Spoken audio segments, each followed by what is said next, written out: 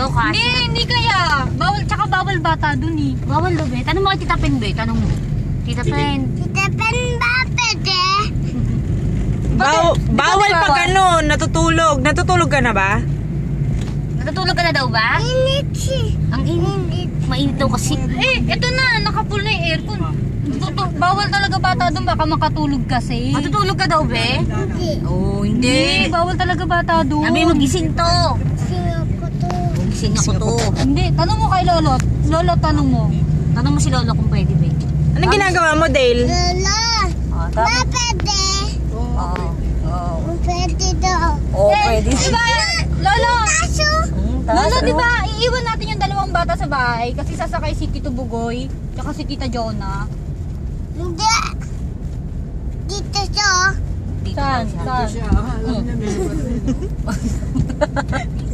Dati, try ko ang kotse. Nagdadala ka na ng kotse?